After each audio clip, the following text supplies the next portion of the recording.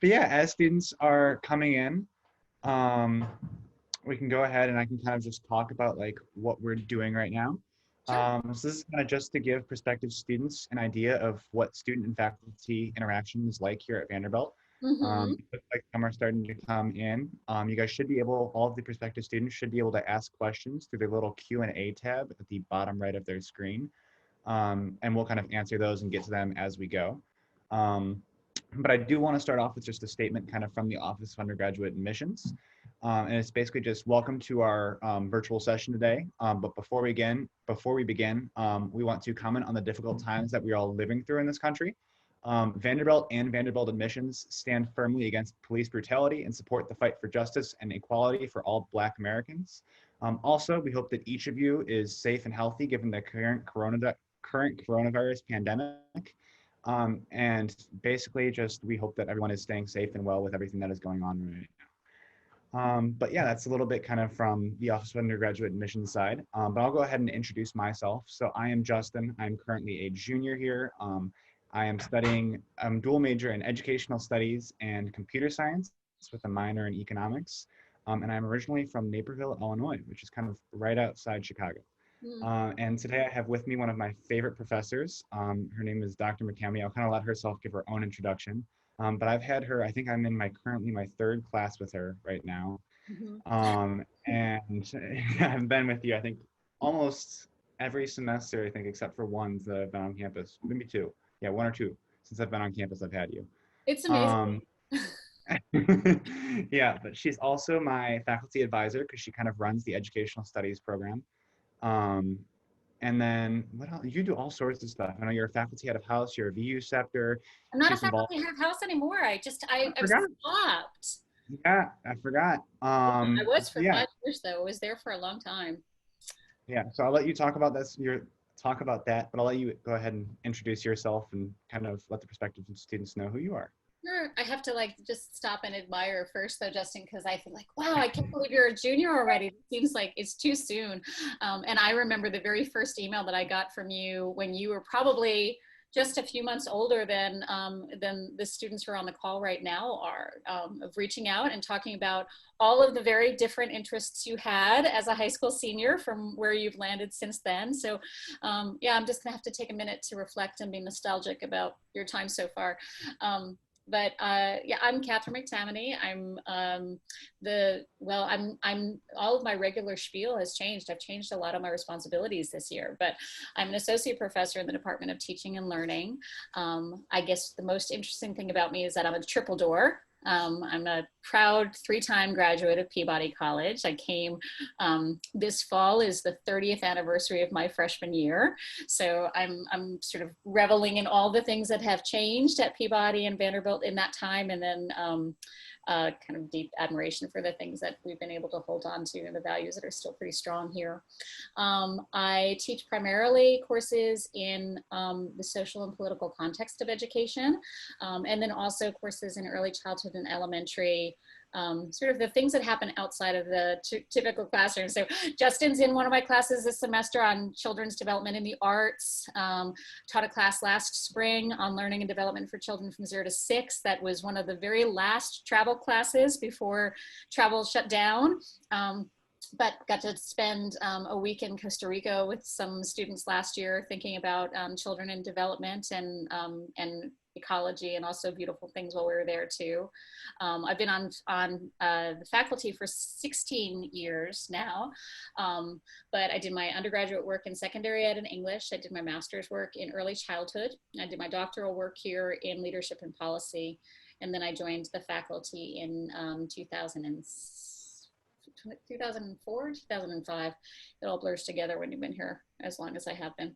And I've been a faculty head of house at Crawford House on the Commons. I was there for 5 years and just stepped down from that in July, in part because I've also just recently become the chair of the Faculty Senate. So I swapped out one kind of commitment and service to the university for another, and almost as busy as I was when I was working with freshmen full-time.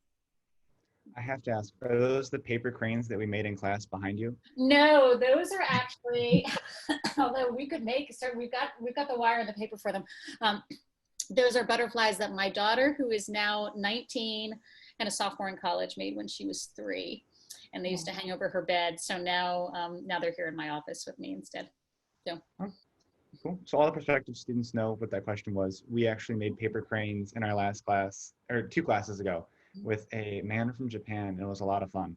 I've made a bunch in my dorm since then. I have them sitting right next to me. Oh, beautiful. I'm going to bring the wire to class on Friday so we can start learning how to wire them, so you can hang them like that if you want to. But I'm kind of hoping that you guys will just hide them around campus for people to find. I think the more joy, the better that we can bring to campus these days. Yeah, absolutely. But yeah, speaking of kind of these days, how have your classes changed, you'd say, overall, kind of since COVID? You know, there are things that are, here's the opportunity in all of this. They're really strange. I've got a puppy at my feet. There are strange things that have changed that are kind of pushing us all into this learning space that none of us imagined and all of us are brand new at. And, you know, the actual logistics of the classrooms are really different. And looking out at a room full of students in masks or wiping down seats in the classrooms, things like that, that I never expected to be a part of my professorial responsibilities. But there's more that's actually the same, and I'm realizing that it's also the parts about Peabody that I really enjoy most. That I'm teaching 3 classes in person this semester. I'm teaching a class in education studies, which is the seminar that walks hand in hand with those students who are out in the field doing all sorts of wonderful things. I'm teaching my course in children's development in the arts that Justin's in, and I'm teaching the first semester, first year foundations class that has 85 students in a ballroom. I'm teaching that in one of the like event spaces on campus because it's the only space large enough to have that many students all at once and still socially distanced. And so there are all these weird things, like kids are spread out all over the room, and I'm teaching from behind a mask, and everything is videotaped, and I have students who are logging in from all over the world because they're studying remotely. And also, the spirit of learning is still really lovely and high, and it's fantastic to be able to be in the classroom space with my students and to see how much, you know, being able to have a face-to-face or mask-to-mask teaching experience is still really important to the community on campus. So, you know, it's different, but the parts that I love most about teaching are still there. Yeah, this semester definitely is a lot different with just the way that students are kind of interacting with faculty, but I'd say that a lot of faculty are doing a great job of kind of doing their best to make sure that students both remote and in person are kind of getting involved. Yeah, kind of that goes to my next question is, how would you describe kind of the relationship between faculty and the students at Vanderbilt, just in general, before and after COVID? Well, you know, I'll tell you, I'm going to answer that question as a student first, because as an alum, I have a different perspective on it than as a faculty member. And I try to remember this experience from my student days to help remind me of the work that I have to do as a faculty member. And that's to think about, you know, I graduated from Peabody 3 times. And my undergraduate degree, which was in secondary ed and English, was a typical undergraduate experience. I was here for 4 years. I, you know, lived on campus for all but the last of them, and lived very close to campus on the last one, but like had the full residential experience, was involved in all my clubs. You know, I lived life as a college student, as I should at that time. When I came back and did my master's work, my master's was much more professional. I was doing it because I had a professional interest and I wanted to like learn particular skills. And then when I came back and did my doctoral work, it was because I really wanted to do scholastic work and do more research and inquiry on my own that was separate from the job I was doing at the time. And in each of those times, developmentally, I was in a totally different space. And what I needed from Peabody, what I needed from my faculty was really different too. And the strength that I see for programs like ours is that Vanderbilt is still a, you know, it's a comparably small school. Even if you take the whole of our undergraduate experience and not just Peabody, it's you know, it's not 100,000 kids. It's just this tiny, you know, not tiny, but it's a small, intimate campus. We have a pretty enclosed campus that feels like we're in our own space every day. But it has all of these resources. So wherever I was developmentally, like what I needed was different when I was an undergraduate from when I was in my doctoral program. And because it's both an intimate space where you know faculty really well, but there are all these resources that are available. What I needed, it was like the university shifted to match, you know? And I think I try to do that to allow for that still and to facilitate that with my students now, that I think Vanderbilt is a place that thinks about students as individuals, and what you need as a student in your major may actually be really different from the student who's sitting right next to you in the same major, in the same year, in the same class, right? So it becomes the role of faculty to figure out how to be nimble enough in our responsiveness to students that you can get what you're hoping for out of the university experience, however, you know, intimate or broad you want that to be. So sometimes it means that, you know, faculty are serving as facilitators. Sometimes we're conduits to other people on campus that you might not have had a chance to meet yet. Sometimes we're like traditional teachers, just teaching you stuff we know and we want you to know, you know. But I don't think that there's like one box that faculty-student relationships fall into, because life on our campus is so fluid, you know. The challenge post-COVID is that those are values that I think people still hold. And so we're trying to learn new ways to still be humane and responsive with students, given that, you know, I can't see you smile as easily as I used to be able to, or like the noise on campus is different, you know, like those things that kind of help the spirit of the place along aren't as easy to tap into right now. So I think faculty are going a little bit more like intentionally into building relationships where before they may have come a little bit more easily. Yeah, I feel like one of the classes that really exemplified that was the educational studies class, just because so many students in that class. I hadn't realized, I guess, just the range of ways that students were kind of interacting with education at Vanderbilt until I got to that class, just because there was kids working in that class who were interested in becoming a math professor. And then there were other students in that class who were interested in kind of taking their education major and kind of turning it more into like more of the healthcare side of things and looking at kind of like infant mortality rate and stuff like that. Yep. Yeah, it was just really interesting kind of seeing the whole range of ways that students were taking their education and using it. I definitely agree that one of the reasons that I chose Vanderbilt was just because we had all of the resources to kind of make it so that you can make the education your own. And I feel like that also was exemplified by the first introduction education course I took with you, the School Society of a Teacher. We went and did that school board meeting, just because like a lot of other schools, I don't think you would have been able to kind of go out into like a major metro, like a metro public school and kind of see what was going on and see the problems that were occurring. Yeah. So yeah, I'm moving that semester. I can't do that assignment this semester because the school board isn't meeting. So there's no place to go, except for to sit behind your screens and watch it on Zoom. But we're swapping it out for some other experiences to get students off campus, to be able to give them, you probably had an experience of bonding with other students while you were doing that too, Yeah. And that's part of the teaching, is not just what's the content I want you to learn, but also what's the community of learners I want you to feel like you're a part of. So you've got to create spaces where students can unexpectedly be real with each other, right? Particularly with high achieving students like you all are, how to like play the game of school. But if you really want to learn something that's new and transformative, you've got to be in a place that you feel comfortable to let down all of the masks of what being a student looks like, and be more authentically curious, which is, it's vulnerable. You have to have people on your side to do it. So we're trying to identify other spaces to make students in that first year experience in my class uncomfortable in useful ways. Yeah, I actually, funny enough, you mentioned that first, like that assignment, the school board assignment, is where we met a lot of students. I actually met my roommate on that assignment. Did you really? Yeah. We went out and did kind of that whole assignment. We took the bus out there to try and find the school board meeting. We ended up getting stuck at a Lipscomb softball game during that assignment. Yeah, for students who don't know, basically the assignment is you have to get to a school board meeting without using anything other than public transportation. And the whole point of it is basically just to go and like show you what a like single parent or what a parent working a 9-to-5 job would have to go through to actually get to have a say in their students' education, which is a really cool way of kind of making us figure out like what that looks like for parents, and giving us kind of that other view that we never would have really seen before. But yeah, so I took the Metro Nashville public bus.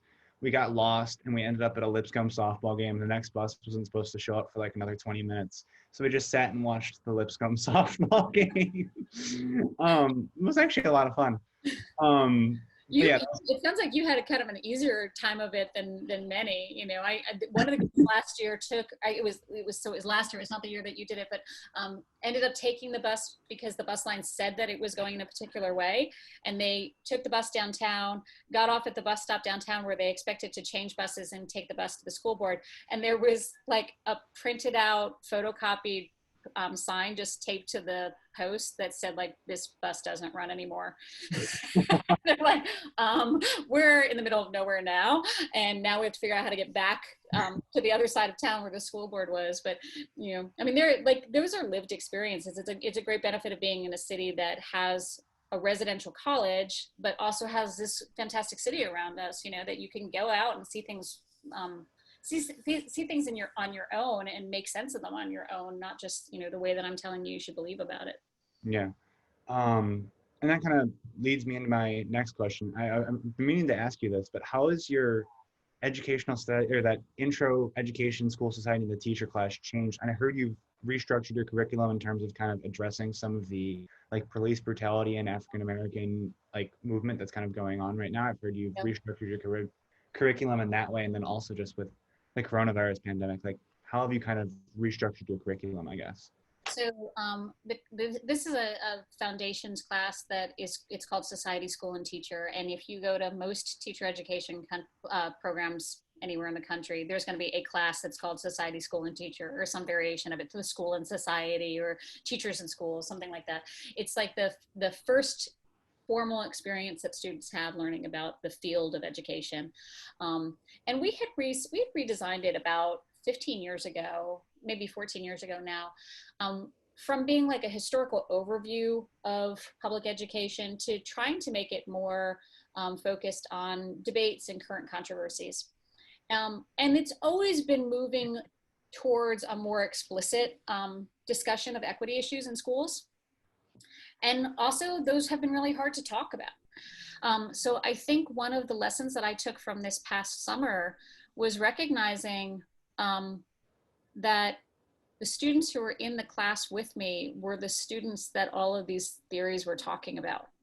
That it is your school experience that determines how you perceive yourself as a contributor or conspirator or ally to the systemic issues of equity and injustice that plague public education. And I could take an easy route and say that's not what, you know, the class should be a historical overview, and we're going to talk about Dewey and talk about, you know, the progressive area of education and things like that. But you're going to get those. So you're still going to get that historical overview in other parts of your experience. It would not be authentic to what we value at Peabody if we didn't look really candidly in the face at the ways in which this system doesn't work. And so I felt strongly compelled this summer that I needed to kind of start fresh with what materials we were reading and what kinds of activities students were putting together. And so we have, all of my previous texts are gone. So there were great ones out there, but they were all also primarily traditional white authors revisiting the work of scholars of color. And I don't think, I want to make sure that people are speaking in their own voices, and that's reflected in my syllabus. So we've got 3 fantastic texts that the students are reading. They're starting with Rich Milner's Start Where You Are, But Don't Stop There, which is Rich is one of our distinguished faculty here on campus. He's a chaired faculty and a really prominent thinker in equity and culturally responsive teaching. Which feels like a really nice place to start the conversation, rather than like, let's talk about all the things that have happened in history of education and then eventually get to talking about what it looks like right now. We've kind of flipped the timeline in the class so that we're starting with, this is what it feels like right now, and now let's figure out how it is that we got here. Rich's text is helpful to that. And we're also reading, for white folks who teach in the hood, the Chris Emdin text, Chris Hudson is an amazing scholar and speaker from Columbia. I'm delighted that we have, as a benefit of the COVID thing, I can access experts and scholars in other spaces in ways that I wasn't able to before. So I have another, I'm not going to tell you who it is because I haven't told my students yet, but we have a guest lecturer coming in a couple of weeks who'll be Zooming in with us from New York, but she's a incredibly prominent equity and kind of compassionate teaching scholar, and we're going to get to have a real conversation with her about the challenges that are there for teachers right now.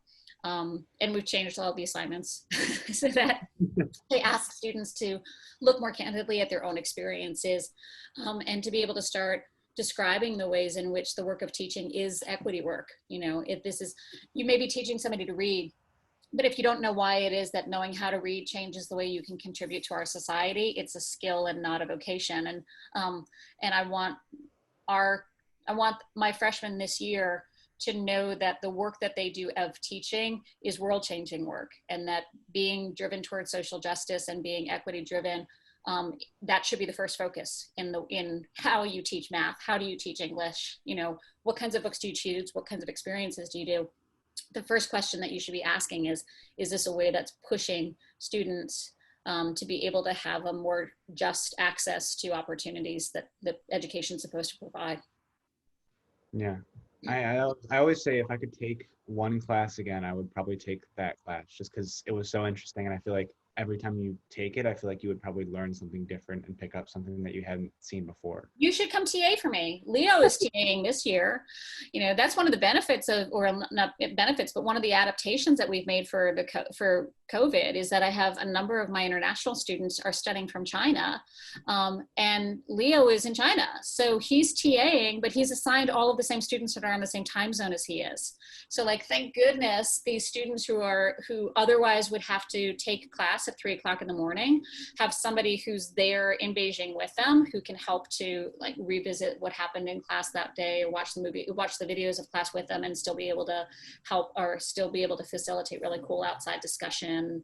You know, that's a practical change that, you know, I love. I don't know if we'll need it for long, but it's been a really nice thing to be able to have somebody there in their own community who took the class himself, you know. Yeah, that's actually really interesting. I had not considered like how the TAs normally are all kind of at the same hours of the day, and yeah, definitely a unique world we are living in. But yeah, I'll kind of expand the conversation because I don't know, I'm guessing a lot of the students in the chat right now are not all Peabody.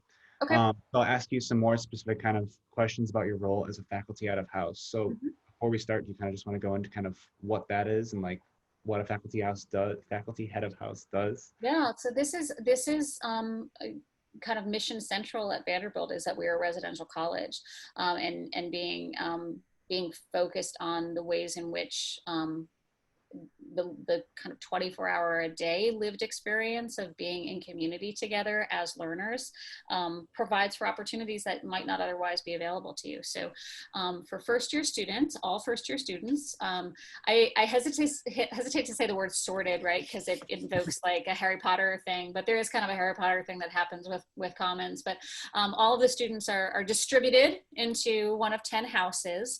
The houses are actually their own physical structures. So, you know, there are 5 that are historic buildings that have always been a part of the Peabody campus.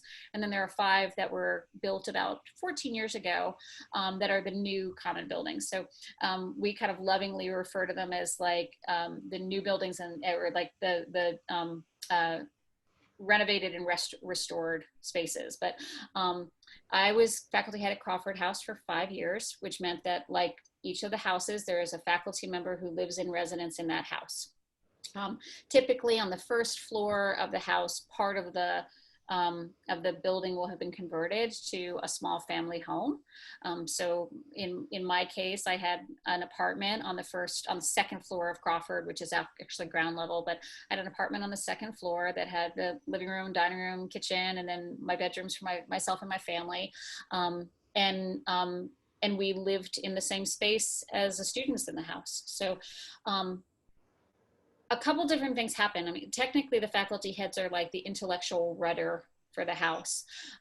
But also they're a real faculty member that like you're seeing in their natural habitat. So you get to see them in their pajamas sometimes when they're walking their dogs, or you see them at the dining hall trying to redirect their toddler who's not paying attention and is too hungry to sit down to eat. And you kind of see them as real human beings because you're living in this space with them. So professionally, I was able to design programming for students and to help create activities and opportunities for students to access other faculty members or hear great speakers or engage even in just, kind of wild social stuff. Like we had an amazing haunted house at Crawford House for years, but also on the personal side of it, these are faculty members who are willing to go live in your space with you because we want you to feel really comfortable with faculty, and so it's a different relationship in expression, but I don't think it's actually that different from how most faculty feel about their students. It's just that, there isn't space for all of us to live on campus with you.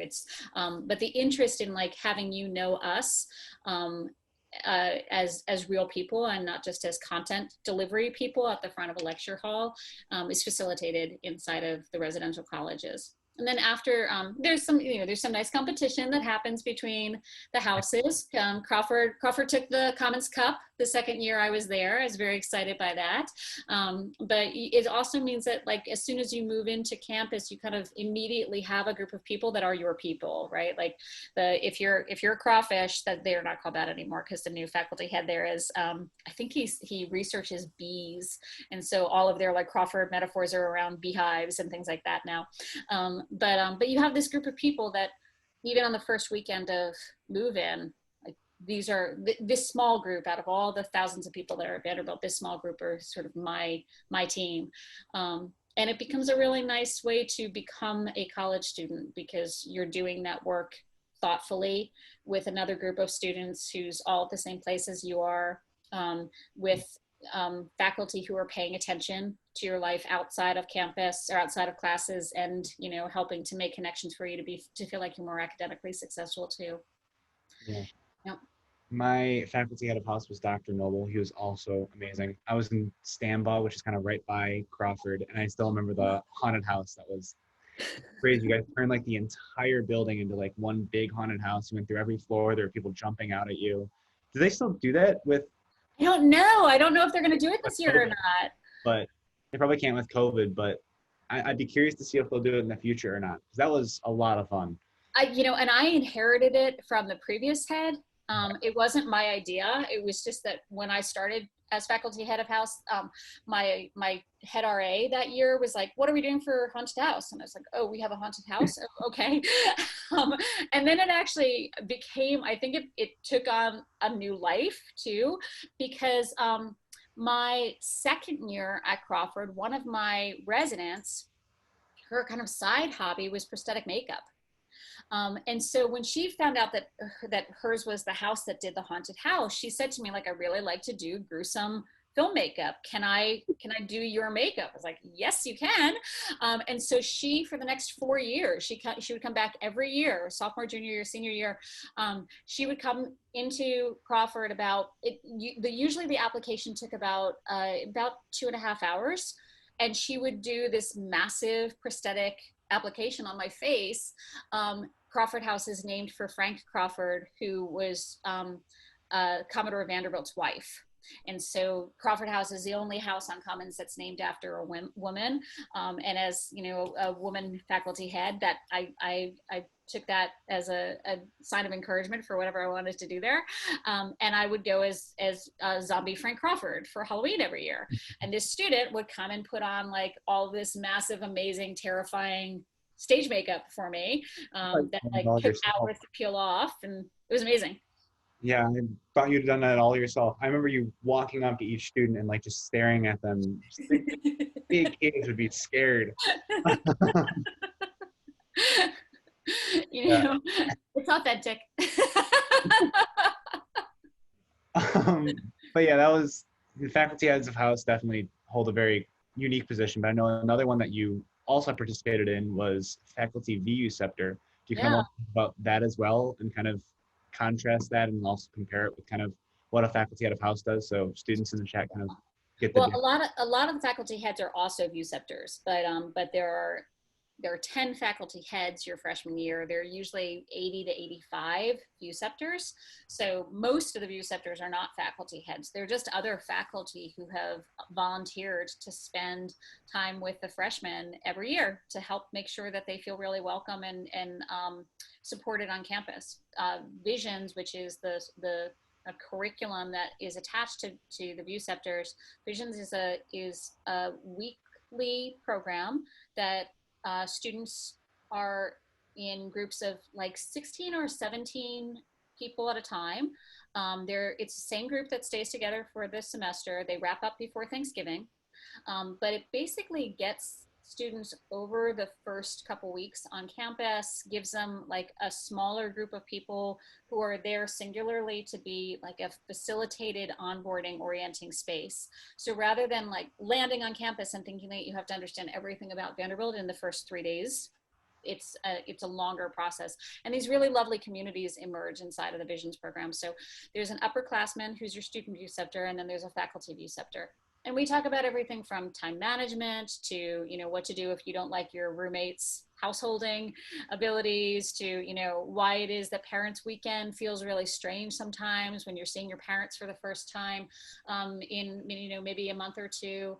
But all the kinds of identity work that you do as a first year student coming into a new space and deciding who you want to be here, there's a space to help make sense of it. And both older students and faculty members to serve as resources during that process. Yeah, I still meet with my student VU-ceptor who is now a senior. He was a year older than me, so I've kind of kept in touch with him all the way through. Yeah. And I was actually his first and last Visions group because he joined the Visions exec board like the year after. And they can have their own, because they're kind of in charge of running it all, so they don't have their own groups. Yeah. It's always really cute because he like still like every once in a while will like have us all meet up and like, because we're like his first and only Visions group. So there's social relationships, you know. I mean, yeah, like, definitely are.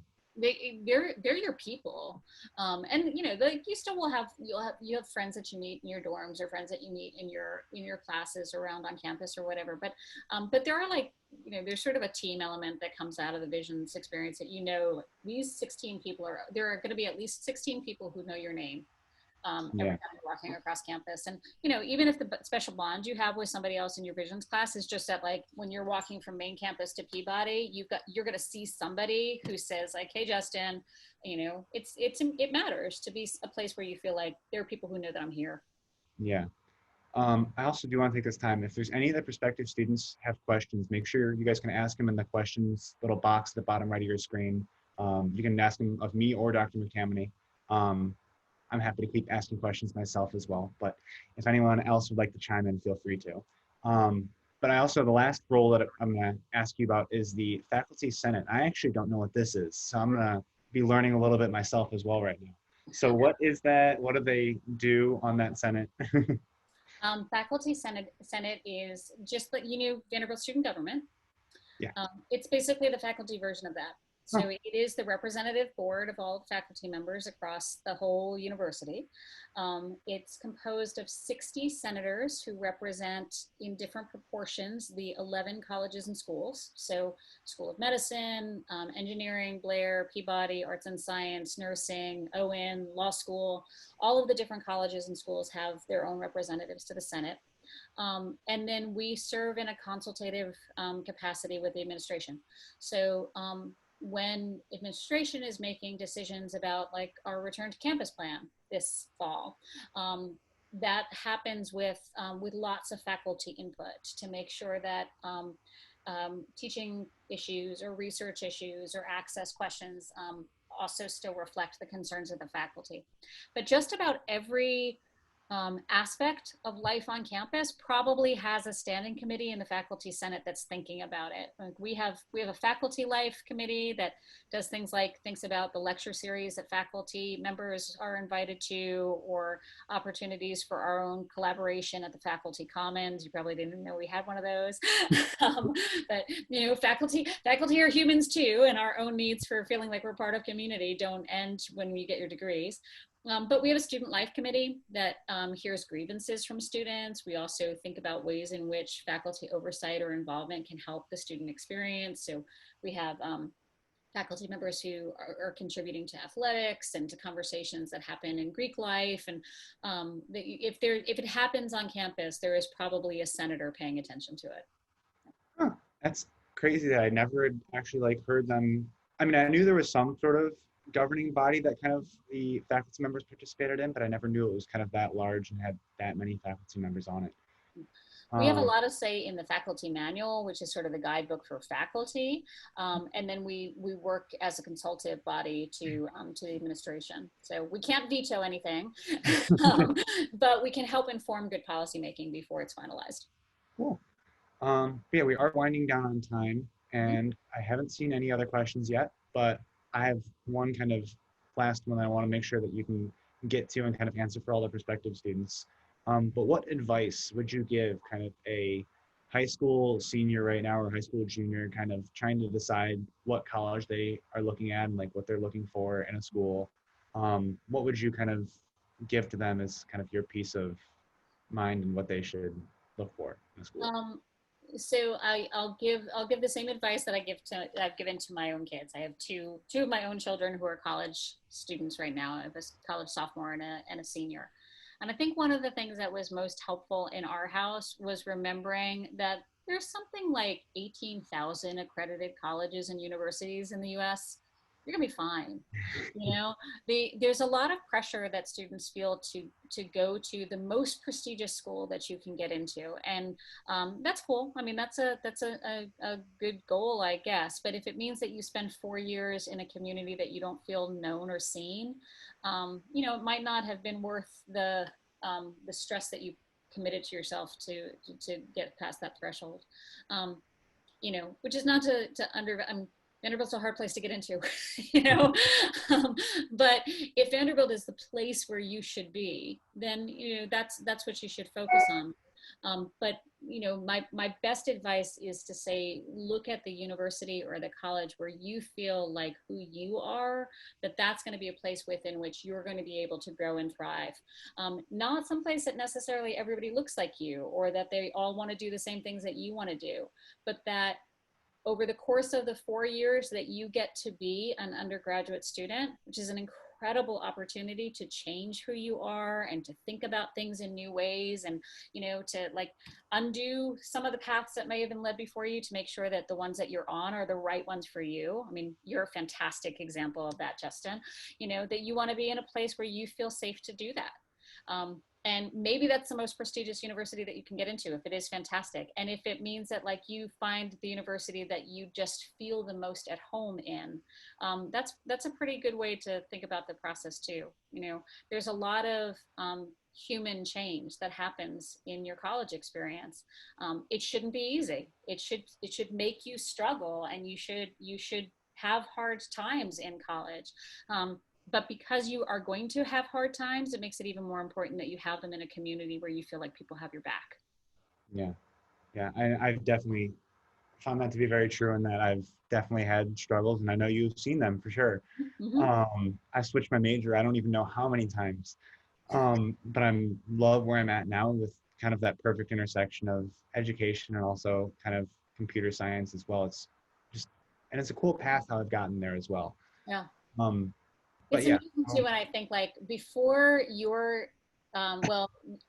before this year's seniors, I had never had a student who combined computer science and ed studies.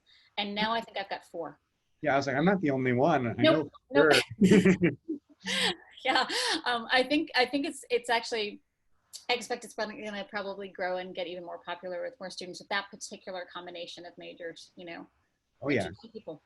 because there's a lot of cool things you can do with it. I mean, especially now with everything going virtual, there's tons of cool things you can do with it. But yeah, I do want to thank you kind of for taking the time out of your day to talk to me and talk to all the prospective students. And I also want to thank all the prospective students for taking the time out of their day to come and kind of listen in and hear kind of what you had to say and what I had to say. But yeah, thank you so much for your time. We will stick around if anyone has any last minute questions. But that does kind of conclude our panel. Thank you everyone for coming. If you have any last minute questions, you can feel free to throw them in the questions chat. But yeah, that is kind of the end of our panel. Thanks, Justin. Yeah, thank you. Was that as easy as you thought, hard as you thought? Oh, I feel like I'm getting so used to being behind these screens these days. Like it's just like being at Commons anymore, except for like I don't have a cup of coffee or my endless cup of coffee from the dining hall. But Cool. I don't you see. getting used to it? Are you feeling like It's definitely interesting. Like a lot of my classes are in person, and I know a lot of my friends had more classes moved online, but I've gotten kind of lucky, and I've had actually, I think almost all of my classes but one are in person or hybrid. yeah, So I'm still kind of getting a very similar experience to what I had before, but it definitely is different being on the other side of the camera and kind of you can't really like raise your hand and ask a question. I mean, you can, but like it's a lot different to do kind of in that virtual setting because you can't kind of just chime in. You have to kind of try and get the professor's attention over Zoom, which is difficult. yeah. But yeah, I, professors are. I have this like I have this kind of twisted idea of maybe having some of my friends kidnap me during one of my Zoom lectures and seeing if my students notice. I think you have to have a really small lecture for them not. I think we could pull it off. I think it would be great fun. Have you done your art lesson yet this week? I did, yeah. How'd it go? It was a lot of fun. I'm gonna post my recording in a little bit. For the prospective students that are here, the class that I'm taking right now, it's with Dr. McTamaney. We were all assigned a student and we get to teach them art throughout the week or like once a week, and we get to like teach them a little art lesson. And she was so sweet. You have a 7-year-old girl, is that right? Yeah. 8. Yeah. Yeah. It's either 7 or 8. I can't remember. She's told me. I feel bad. I can't remember. But she's 7 or 8. She loves hippos. She talked a bunch about hippos. But yeah, she loved the art lesson. It went super well. Yeah, I'll talk to you more about that later. I'm I going can't wait. I can't to wait end to see it. the broadcast because I think no more questions are coming in. But yeah, thank you again for everyone for coming. Thank you, Justin.